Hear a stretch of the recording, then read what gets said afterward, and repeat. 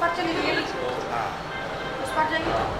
ओम स्वस्ति न इंद्रो वृद्धश्रवाः स्वस्ति नः पूषा विश्ववेदाः स्वस्ति नस्तार्क्ष्यो अरिष्टानेमिः स्वस्ति नो बृहस्पतिर्दधातु मंगलम भगवान विष्णु मंगलम गरुड़ध्वजः मंगलम पुंडरीकाक्ष मंगलाय तनो हरि पुण्ये बाबा वैद्यनाथ की जय, रामचंद्र भगवान की जय। ओम नमः पार्वती पतये हर हर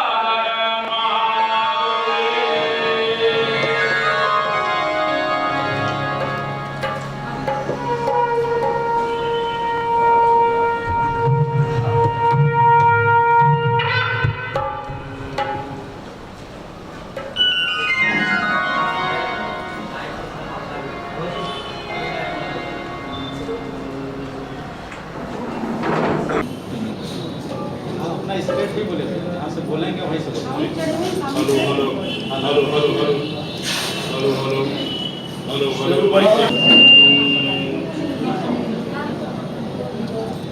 आइए इस 9 दिवसीय रामचरित मानस प्रवचन कार्यक्रम की शुरुआत हम और आप करें। बीच बीच में थोड़ा सा भजन भी गाया जाएगा। इस कार्यक्रम में नृत्य की प्रस्तुति भी होगी, झांकी भी लोग दिखलाएंगे और ये संगीतमय कार्यक्रम हम लोग तैयार किए हैं आप सबों के लिए, आप सबों के आशीर्वाद से, आप सबों की शुभकामना के बल।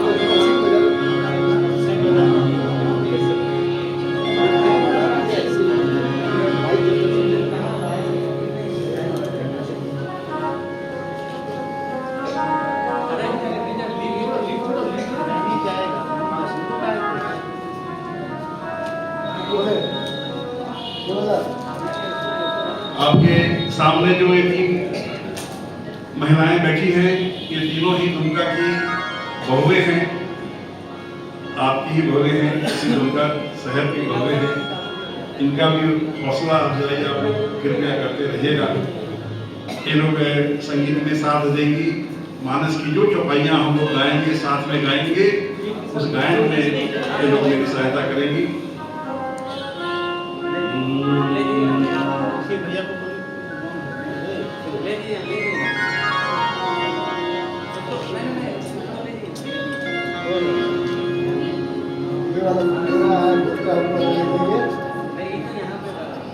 ये वहाँ पे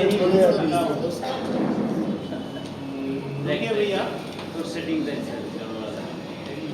संजय वहाँ से पापा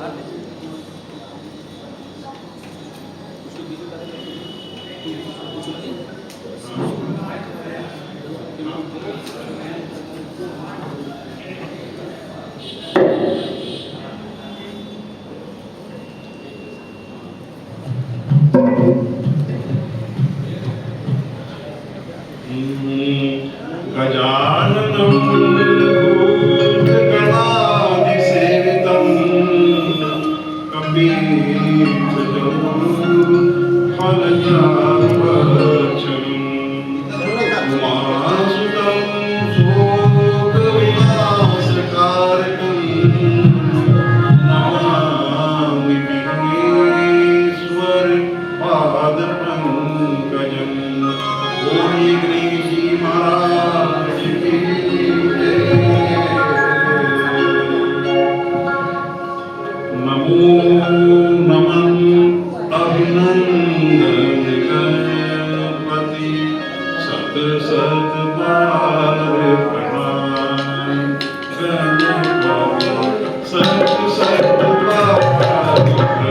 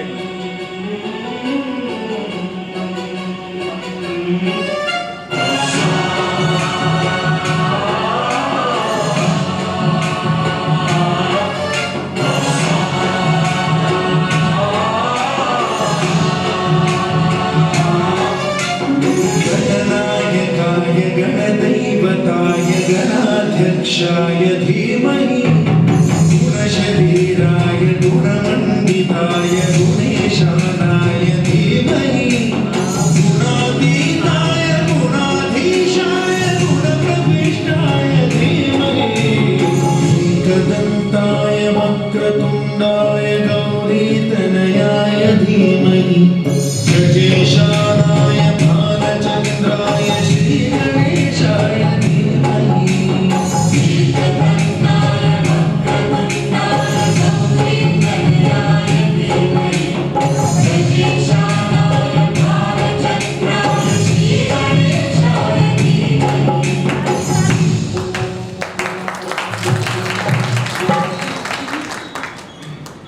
अब आइए गुरु जी को भी हम दया करके मुझको गुरुदेव दया करके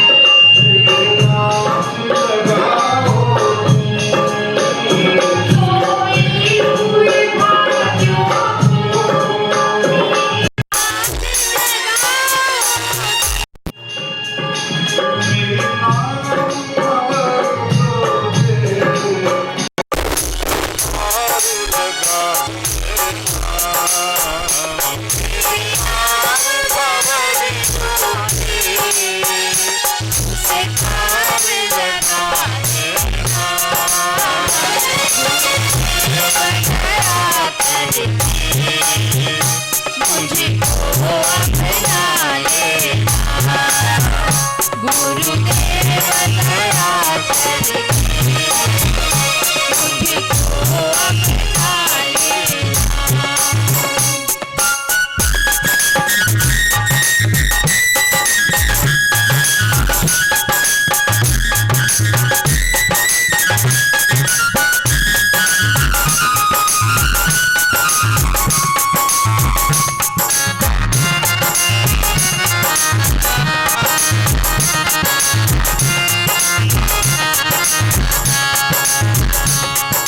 सुख के सागर हो, निर्धन के सहारे हो।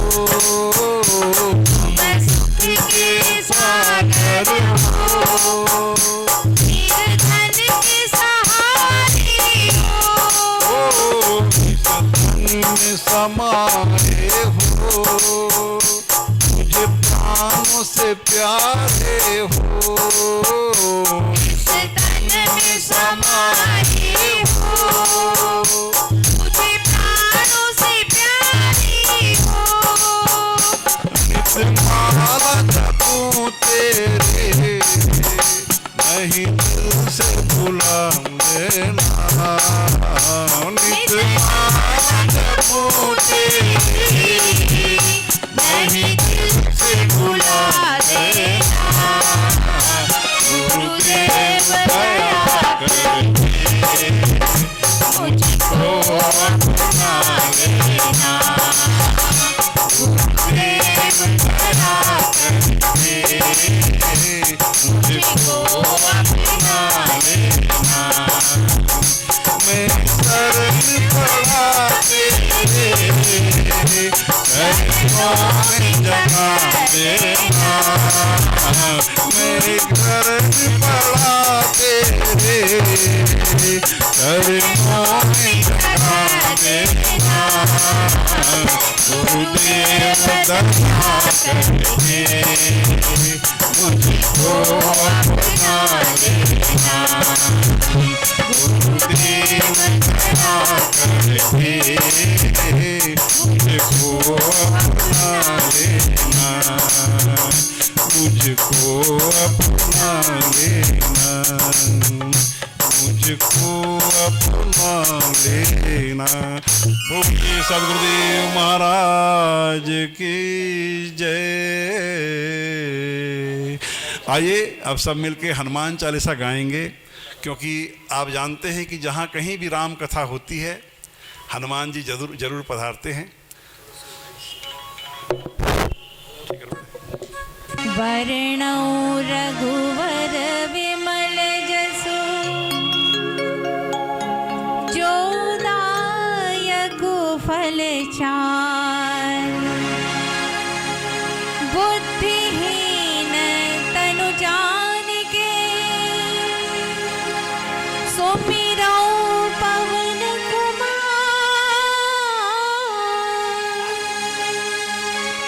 बल बुद्धि विद्या देहु मोहि,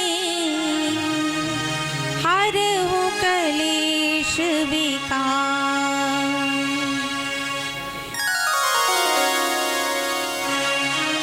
जय हनुमान ज्ञान गुण सागर, जय कपीस तीनों लोक उजागर।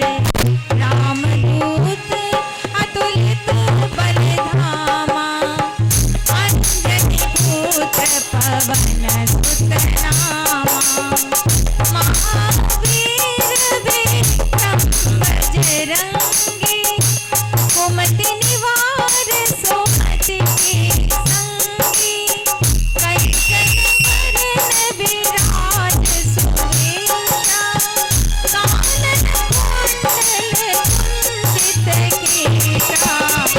हाथ वज्र और ध्वजा विराजे, कांधे मूँज जनेऊ साजे।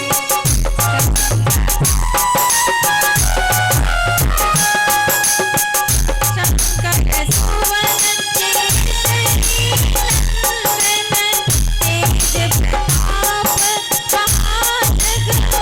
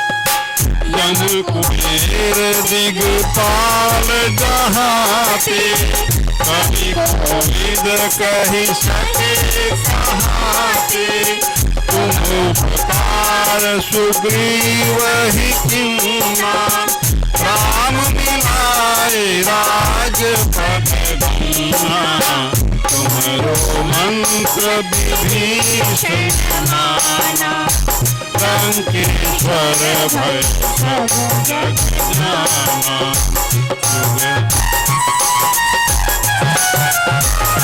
युग सहस्र योजन पर भानु लील्योताहि मधुर फल जानु प्रभु मुद्रिका मेरी मुख माही जल्दी आंधी गए टच टच नाई गुणगान जगत के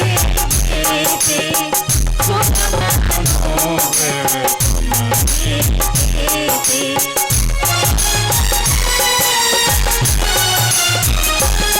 राम दुलारे तुम रखवारे तो तनवाजा बिनु के सारे सब सुख रहे तुम्हारी सरना तुम रक्षक काहू को डरना आपन तेज सहारो आपे तीनों लोक हाकते कापे पिशाच निकट नहीं आवे महावीर जब नाम सुनावे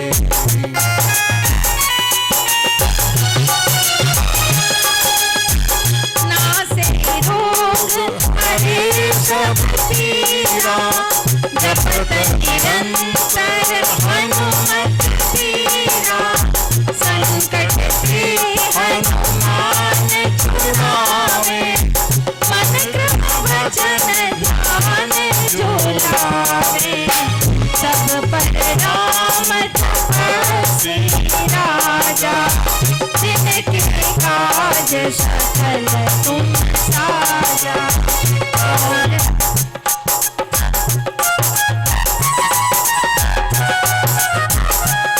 और मनोरथ जो कोई लावे सोई अमित जीवन फल पावे चारों युग प्रताप तुम्हारा है प्रसिद्ध जगत उजियारा साधु संत के तुम रखवारे असुर निकंदन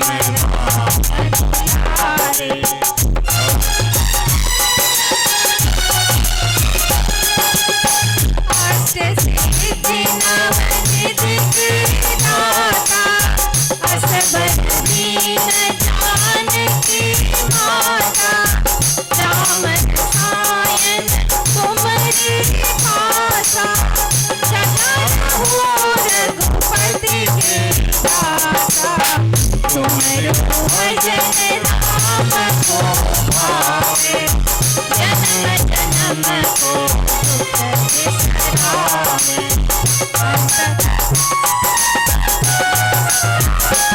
अंत काल रघुबर पुर जाए जहाँ जन्म हरि भक्त कहाए और देवता ये सन धरई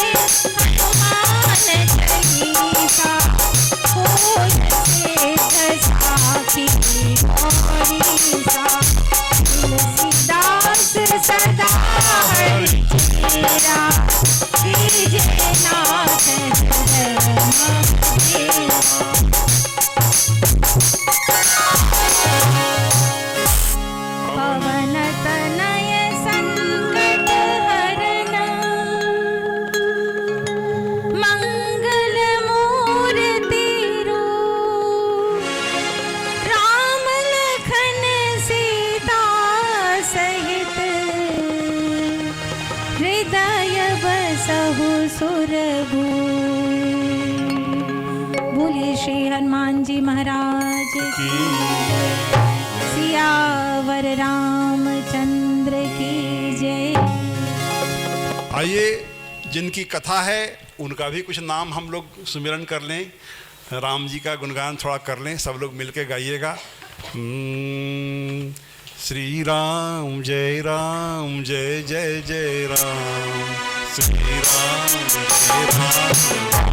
जय राम, श्री राम जय जय जय राम, श्री राम जय जय जय राम, श्री राम जय जय जय राम, श्री राम जय जय जय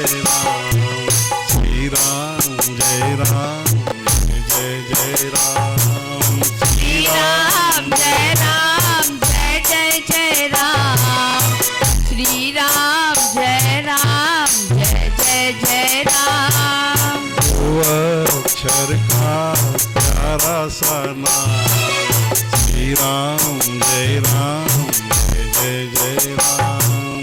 दो अक्षर का प्यारा सा नाम, श्री राम जय जय राम, श्री राम जय जय राम, श्री राम जय जय राम, श्री राम जय।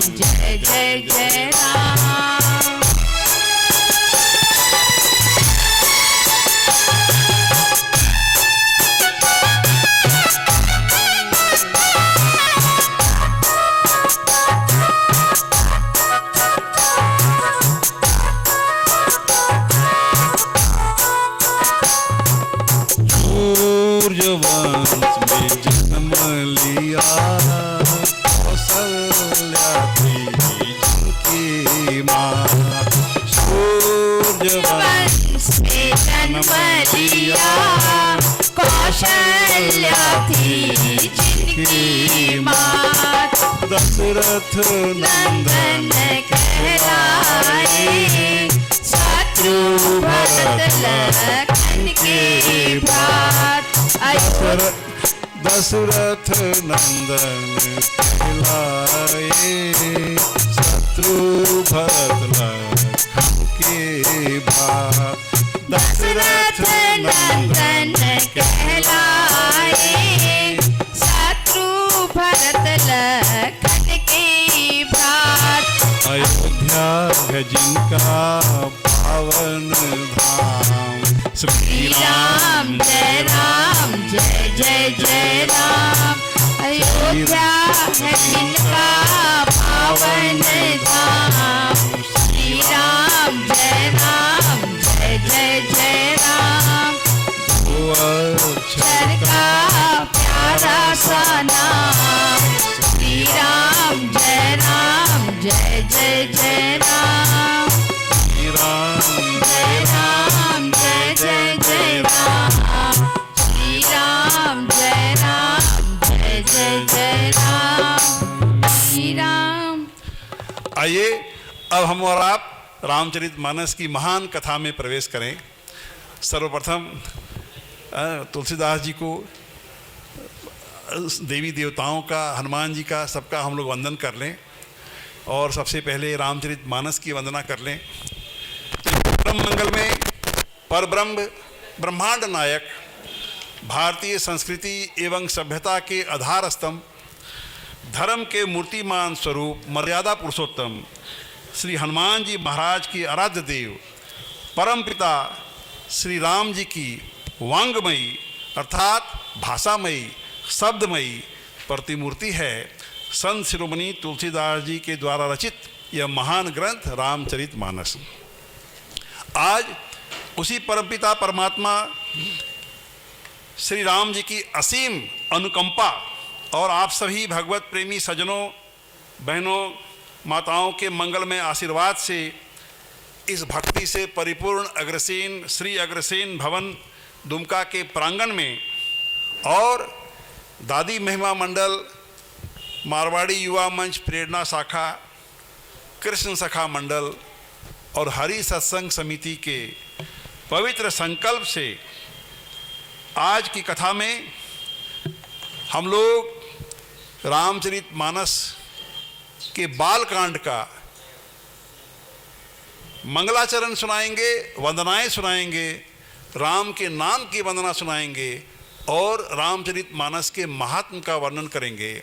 और इस तरह से प्रतिदिन कथा का क्रम आगे बढ़ता रहेगा और इस 9 दिनों के कथा प्रवचन में संपूर्ण रामचरितमानस संक्षेप में हम लोग आपके सामने रखने का प्रयत्न करेंगे। तो प्रसंग प्रारंभ करने से पहले यहाँ उपस्थित सूक्ष्म रूप से सभी संत महात्माओं और देवी देवताओं की हम वंदना करते हैं। और यहाँ तो साक्षात संत पधारे हुए हैं, विश्वरूप महाराज जी बैठे हैं आपके सामने, और देवघर से भी पंडा जी महाराज आए थे, वो शायद अभी चले गए बाहर 5 मिनट के लिए। तो जहाँ कहीं भी राम की कथा होती है, भगवान की कथा होती है, भागवत की कथा होती है, आप जानते हैं कि सूक्ष्म रूप से देवी देवताओं की आत्माएं वहाँ आती हैं, संत महात्माओं की आत्माएं आती हैं, महान पुरुषों की आत्माएं वहाँ आती हैं। और हनुमान जी के लिए तो बड़ा ही प्रसिद्ध है कि जहाँ कहीं भी राम की कथा होगी हनुमान जी जरूर पधारते हैं। किस रूप में पधारते हैं वे तो वही जाने। लेकिन एक प्रसिद्ध दोहा भी है हनुमान जी के लिए, राम कथा जह को कहे तह तह पवन कुमार, सर पर अंजुलि धरि सुनत बहत नयन जलधार, सियावर रामचंद्र की जय, पवन सुत हनुमान जी की जय। तो इस प्रकार हनुमान जी की भी वंदना हम और आप करते हैं। लेकिन धन्यवाद हम लोग श्री राम जी को देते हैं, क्योंकि बगैर राम जी की कृपा के और ये राम जी का सत्संग सुनने का, गाने का मौका नहीं मिलता है। देखिए तुलसीदास जी महाराज ने रामचरितमानस के प्रारंभ में ही लिख दिया है, बिनु सतसंग विवेक ना होई, राम कृपा बिनु सुलभ न सोई, बिनु सतसंग विवेक ना होई, राम कृपा बिनु सुलभ न सोई। राम जय राम जय जय राम, श्री राम जय राम जय जय राम, श्री राम जय राम जय जय राम, श्री राम जय राम जय जय राम। क्या अर्थ हुआ? बिनु सत्संग विवेक न होई। हाँ, बगैर सत्संग के आदमी के हृदय का विवेक जागृत नहीं होता है। और वो उच्च कोटि का सत्संग, वो दिव्य सत्संग जो है, राम कृपा बिनु सुलभ न सोई, बगैर भगवान की कृपा के सत्संग हमको आपको नहीं उपलब्ध होता है। जब भी कभी जीवन में संतों का संग मिले, सत्संग मिले, सत्संग में आपकी रुचि जागृत हो जाए, सत्संग आपको अच्छा लगने लगे, सत्संग आपको पसंद आने लगे, सत्संग आपको आनंद प्रदान करने वाला हो, तो समझिए कि भगवान की विशेष कृपा हुई। आपने जो अभी तक पुण्य किया, उस पुण्यों का फल दिया भगवान ने एक तरह से, जो आपको सत्संग अच्छा लगने लगा। क्यों? क्योंकि देखिए इसी पंक्ति के अगले पंक्ति में तुलसीदास जी ने क्या लिख दिया,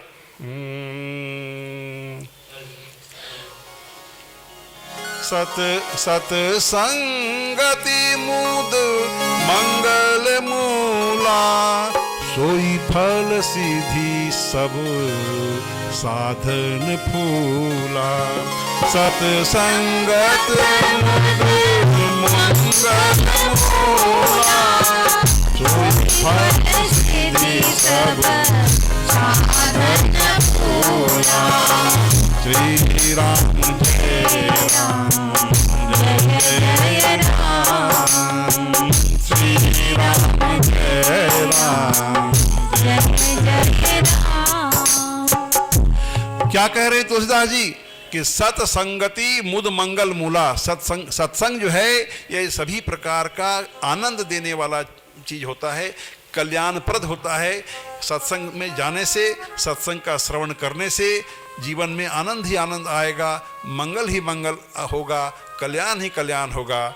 और देखिए आदमी नाना प्रकार से पुण्य करते हैं, हर आदमी कुछ न कुछ पुण्य करता ही है जीवन में। हाँ, कम बेसी हर एक आदमी पुण्य करता है।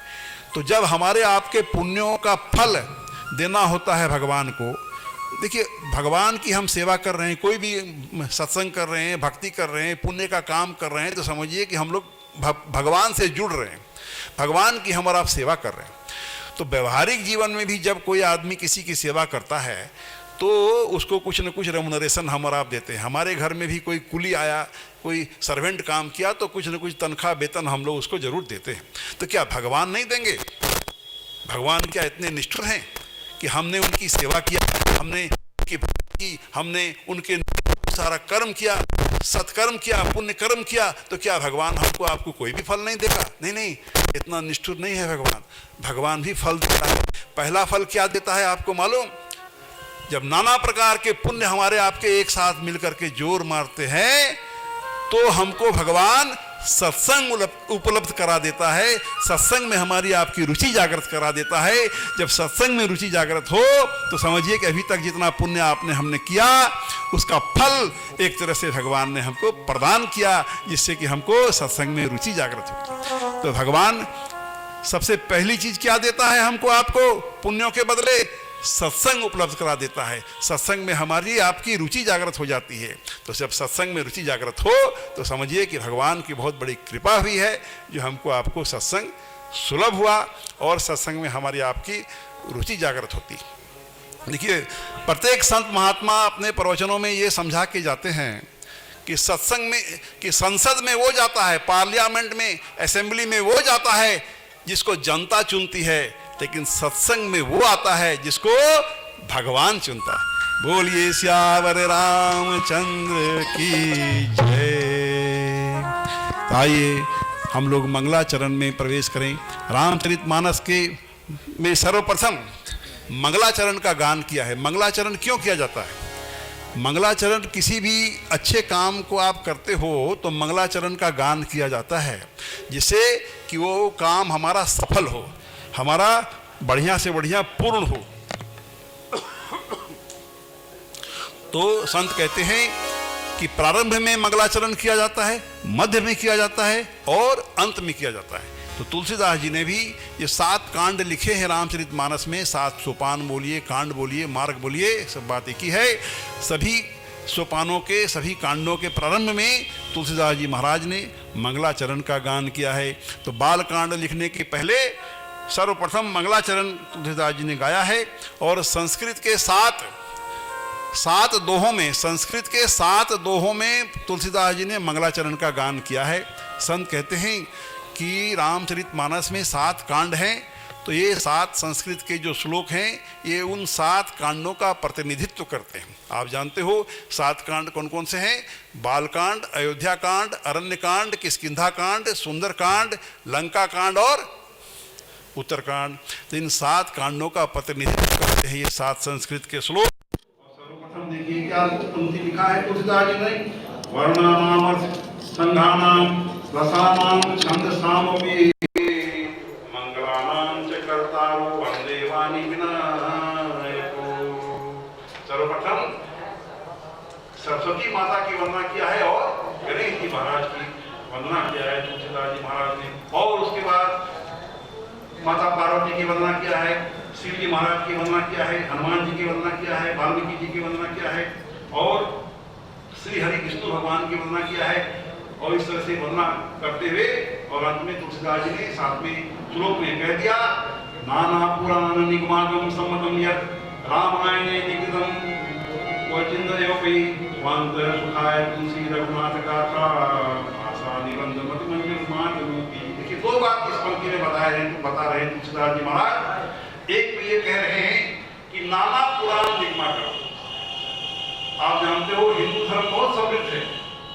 हिंदू धर्म में 4 वेद है, 18 पुराण है, 108 उपनिषद है और उसके अलावे भी आगम है, निगम है, इतिहास है, पुराण है, मालूम कितने सारे ग्रंथ हिंदू धर्म में हैं। और इस कलयुग के मनुष्यों के लिए संभव नहीं है कि हम इतने सारे धर्म ग्रंथों को पढ़ें, उसको आचरण में उतारें, अपने दैनिक जीवन के व्यवहार में उतारें। ये हमारे छोटे से अल्प जीवन में, छोटे से काल में हमारे आपके लिए संभव नहीं है। तो तुलसीदास जी ने महान काम किया है कि जितने भी हमारे धर्म ग्रंथ हैं उन सभी धर्म ग्रंथों का निचोड़ और इस रामचरितमानस में डाल दिया है। ये बात तुलसीदास जी ने स्वयं लिख दिया कि नाना पुराण निगमागम, जितने भी आगम है, निगम है, पुराण है, वेद है, उपनिषद है, सभी की अच्छी बातों को लेकर के और निचोड़ सरल भाषा में मैं इसके अंदर में लिखने जा रहा हूँ। और दूसरी बात क्या तुलसीदास जी ने पहले डिक्लेयर कर दिया कि मैं जो लिख रहा हूँ, ये ग्रंथ में जो बना रहा हूँ, तो मैं किसी पर एहसान नहीं कर रहा हूँ, कोई मैं उपकार नहीं कर रहा हूँ किसी पर, मैं अपने ही सुख के लिए, मैं स्वांतः सुखाय के लिए, मैं अपने हृदय के आनंद के लिए, मैं अपने प्रसन्नता के लिए मैं इस ग्रंथ को लिख रहा हूँ, जिससे मुझको अपार शांति मिलेगी, अपार आनंद मिलेगा, अपार सुख मिलेगा। ऐसा तुलसीदास जी ने 2 जगह लिख दिया है, शुरू में भी लिख दिया और मानस के अंत में भी लिख दिया कि मैं स्वांतः सुखाय के लिए और मैं इस ग्रंथ को लिख रहा हूँ। उसी प्रकार मैं भी ये बताता हूँ, कहना चाहता हूँ कि भाई मैं भी ये कथा आज 15-20 वर्षों से मैं गा रहा हूँ, जगह जगह गा रहा हूँ और मैं अपने हृदय के आनंद के लिए इस कथा का गान करता हूँ। कोई मेरा दूसरा स्वार्थ नहीं है, बस सिर्फ यही कि मेरे हृदय में अपार आनंद होता है। मैं अपने आनंद के लिए इस रामचरितमानस की कथा का गान कर रहा हूँ। और इस तरह से तुलसीदास जी ने, मैं संक्षेप में सुना रहा हूँ। देखिए मैंने पहले निवेदन किया कि ये समुद्र से भी विशाल ग्रंथ है, ये रामचरितमानस जो है इतने सारे धर्म ग्रंथों का निचोड़ है। इसके अंदर में 4 वेद, 18 पुराण, 108 उपनिषद, उसके अलावे आगम निगम पुराण, पता नहीं कितने सारे धर्म ग्रंथों का निचोड़ है। आप समझ सकते हो कि समुद्र से भी विशाल ग्रंथ है और उस विशाल ग्रंथ को संक्षेप में 9 दिनों की कथा में और हम लोग आपको सुना रहे हैं। समझिए कि गागर में सागर भरने का प्रयत्न कर रहे हैं, समुद्र को भरने की चेष्टा कर रहे हैं। आप लोगों से निवेदन है कि आप लोग कृपया सहयोग देते रहिएगा। और देखिए कथा में अब हम और आप आगे बढ़े तो सर्वप्रथम तुलसीदास जी ने अपने सदगुरुदेव महाराज की वंदना की है। देखिए जीवन में सदगुरुदेव बहुत महत्वपूर्ण स्थान रखते हैं। बगैर सदगुरुदेव का हमको आपको मोक्ष प्राप्ति नहीं हो सकता। यदि 84 लाख में हम और आप भटकना नहीं चाहते हैं, हम यदि चाहते हैं कि हमारा मोक्ष हो जाए, हमारा पुनर्जन्म ना हो, हम मरे तो हमारे लिए विमान आवे और सीधे भगवान के धाम में हम चले जाए, भगवान के धाम में हमारा रिजर्वेशन पक्का हो जाए, यदि ये चाहते हो जीवन में, तो भैया सदगुरुदेव महाराज जरूर कर लो। जीवन में सदगुरुदेव का होना बहुत जरूरी है। ये हमारे सभी संत कह रहे हैं, हमें हमारे सारे ग्रंथ ये बात को कह रहे हैं। और रामचरितमानस में तो 20वें स्थान में बता दिया गया है कि बगैर सदगुरुदेव के गुजारा नहीं है। इसलिए सबसे पहले तुलसीदास जी ने अपने सदगुरुदेव महाराज की वंदना किया है। क्या कहा तुलसीदास जी ने? गुरुपद रज मृदु मंजुल वंजन नयन अमीय दृग दोष विभंजन।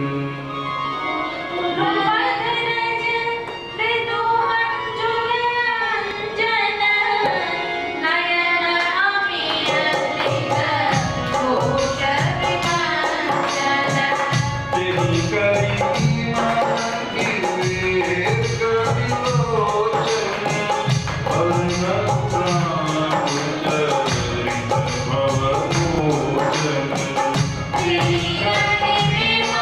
you.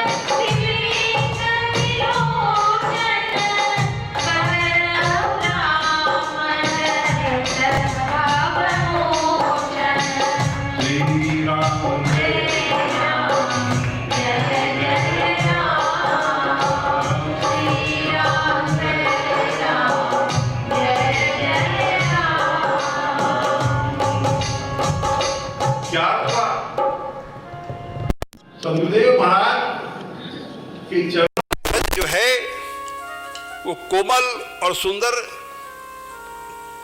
नयनों के लिए अमृत के समान, नयनों का अंजन है, जो नेत्रों के दोषों का नाश करने वाला है। और तुलसीदास जी ये कहते हैं अगली पंक्ति में, मैं अपने सदगुरुदेव महाराज की चरण धूलि इसलिए मांग रहा हूं कि उस चरण धूलि से मैं अपने नेत्रों को साफ करूंगा, मैं अपने नेत्रों में लगाऊंगा। क्यों लगाओगे भाई? इसीलिए लगाऊंगा कि मैं इस महान ग्रंथ की रचना कर रहा हूं कलयुग में, और राम जी की लीला हुई है त्रेता युग में, लाखों साल पहले। तो जो त्रेता युग में जो घटना घटी है वो मुझको साफ दिखलाई देने लगे। जो वार्तालाप हुआ है राम जी का त्रेता युग में, वो मुझको साफ सुनाई देने लगे। इसीलिए मैं गुरुदेव के चरणों की रज धूल अपने आंखों में लगाना चाहता हूं, जिस तरह से हम लोग अंजन लगाते हैं, और उसी तरह से तुलसीदास जी बोल रहे हैं, अंजन की भांति मैं अपने सदगुरुदेव महाराज के चरण की धूलि लगाऊंगा, जिससे मुझको त्रेता युग में जो घटी घटनाएं हैं वो साफ साफ नजर आने लगे और सुनाई देने लगे, जिससे कि मैं इस महान ग्रंथ को लिख सकूंगा, और इस ग्रंथ को पढ़ करके, सुन करके, और इस कलयुग के मनुष्य जो है अपना उद्धार कर सकेंगे, कल्याण कर सकेंगे, अपना बेड़ा पार कर सकेंगे। इसलिए सबसे पहले अपने गुरु के चरणों की धूल मांगी है, गुरु के चरणों की वंदना किया है। देखिए, अयोध्या कांड सुनाऊंगा तो विस्तार में सुनाऊंगा कि भाई बालकांड प्रारंभ किया तुलसीदास जी ने तो चरणों की धूल मांग ली सदगुरुदेव से, ठीक। अयोध्या कांड जब शुरू करने जा रहे हैं तो फिर चरणों की धूल मांगेंगे। श्री गुरु चरण सरोज रज निज मन मुकुर सुधार, वर्ण रघुवर विमल जसु दायक फल प्रसिद्ध है। हनुमान चालीसा की भी आप जानते हैं, प्रथम दुआ है। तो भाई इसमें भी तो बोल रहे हैं कि श्री गुरु चरण सरोज रज, गुरु के चरणों की रज। भाई एक बार तो चरण रज मैंने दे दिया आपको, बालकांड जब शुरू किया आपने, तो दोबारा चरण रज मांगने क्यों आ गए भाई? एक प्रश्न उठ सकता है सभी के हृदय में कि चरण रज तो आपने ले लिया एक बार अपने नेत्रों में लगाने के लिए। तो तुलसीदास जी ने कहा ठीक है, वो चरण रज मैंने लिया था, नेत्रों में लगाया था, जिससे त्रेता युग की घटना मुझको साफ साफ दिखलाई देने लगे और सुनाई देने लगे। और अब जो मैं चरण रज मांग रहा हूं वो अपने मन रूपी दर्पण में लगाना चाहता हूं। क्यों भाई? मन रूपी दर्पण में क्यों लगाओगे? इसीलिए लगाऊंगा कि मन हमारा बहुत मैला है, मन में बहुत प्रकार की गंदगी है, और ये मन की जो गंदगी होती है यही हमको आपको मोक्ष प्राप्ति नहीं करने देती। ये मन में जो काम है, क्रोध है, लोभ है, क्षोभ है, अहंकार है, अभिमान है, ये जो दुर्भावनाएं हैं, ईर्ष्या है, दाह है, बहुत तरह का रोग है हमारे मन में, बहुत तरह की गंदगी हमारे मन में है। तो तुलसीदास जी कहते हैं इस बार मैं चरण रज लूंगा, मेरा मन रूपी दर्पण बहुत मैला हो चुका है, मैं अपने दर्पण को साफ करूंगा। और क्या करूंगा? एक दर्पण के आधे हिस्से में मैं राम जी की आकृति को, राम जी की चित्र को और अंकित करूंगा, और बगल के जो आधा हिस्सा है उस आधे हिस्से में मैं अपने भीतर को देखूंगा, अपने मन को देखूंगा, और ये देखूंगा कि राम जी तो परफेक्ट है, उनमें किसी प्रकार की त्रुटि नहीं है, राम जी तो 100% ओके है। उनके कंपैरिजन में, उनसे तुलना करते हुए, और मेरे अंदर में क्या त्रुटियां हैं, मैं अपनी त्रुटियों को देखना चाहता हूं। इसलिए मन रूपी दर्पण को साफ करना भी जरूरी है। देखिए, विचार कीजिए कि मन अपने त्रुटियों को खुद देखना पड़ता है। कोई दूसरा आदमी हमको आपको इशारा कर दे कि तुम कामी हो, तुम क्रोधी हो, तुम लोभी हो, तो हम भड़क जाएंगे, हमको गुस्सा आ जाएगा, हमको अच्छा नहीं लगेगा कोई दूसरा आदमी हमारे ऊपर अंगली उठा दे। इसलिए अपने भीतर के दोष को स्वयं देखना पड़ता है। ये रामचरितमानस इतना महान ग्रंथ है कि हमारे भीतर के दोष को भी और दिखला देता है कि देखो भाई, तुम्हारे अंदर में क्या है, कितना कचरा भरा हुआ है, तो देखो, और इस कचड़े भरा हुआ कचरा है तो भगवान के लिए जगह है। पहले भीतर के कचरे को साफ तो करो, तब ना भगवान के लिए जगह बनेगा। भगवान को तुम बुलाओगे तो भगवान आएंगे। अभी इतनी गंदगी भरी हुई है कि हमारे बुलाने से भी भगवान नहीं आते। तो तुलसीदास जी ने दोबारा चरण रज मांगा है, और विस्तार में सुनाऊंगा जब तो यहाँ गुरु जी की वंदना किया है तुलसीदास जी ने, और फिर ब्राह्मणों की वंदना किया है, और ब्राह्मणों को चलता फिरता देवता बताया है कि पृथ्वी के देवता हैं लोग। लेकिन वैसे ब्राह्मण जो त्रिकाल संध्या करते हैं, जो गायत्री पाठ करते हैं, जो अपने प्रवचनों से हमारे आपके अज्ञान को दूर करते हैं, हमारे मोह माया को दूर करते हैं, हमको अच्छी शिक्षा देते हैं, ऐसे ब्राह्मणों की वंदना करते हुए तुलसीदास जी ने कहा, ये तुलसीदास जी कह रहे हैं, बंदन प्रथम महीसुर चरणा मोह जनित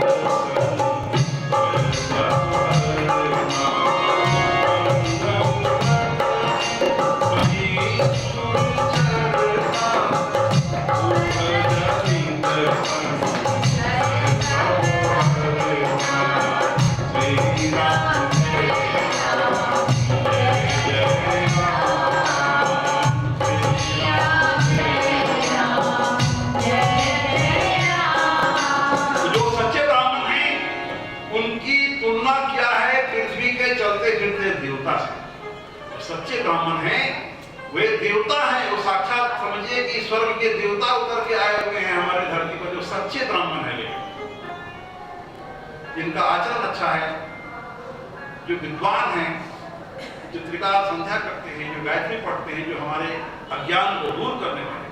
अब उसके बाद संत वंदना कर रहे हैं। लेकिन मैं जल्दी जल्दी कथा सुनाऊंगा आप लोगों को, क्योंकि समुद्र से भी विशाल कथा है और मैं अधिक से अधिक कथा सुनाना चाहता हूँ कि अधिक से अधिक कथा मैं आप लोगों को सुना पाऊँ, इसलिए मैं थोड़ा जल्दी जल्दी भी सुनाने की चेष्टा करूंगा। अब आगे संतों की वंदना किया है और संतों को चलता फिरता प्रयागराज तीर्थ बताया है। बहुत सारे आप लोगों में से लोग होंगे जो प्रयागराज तीर्थ गए होंगे, संगम का स्नान किए होंगे, लेकिन जो संत महात्मा होते हैं भैया, वे तो चलते फिरते प्रयागराज तीर्थ मुद मंगलमय संत समाज जो जग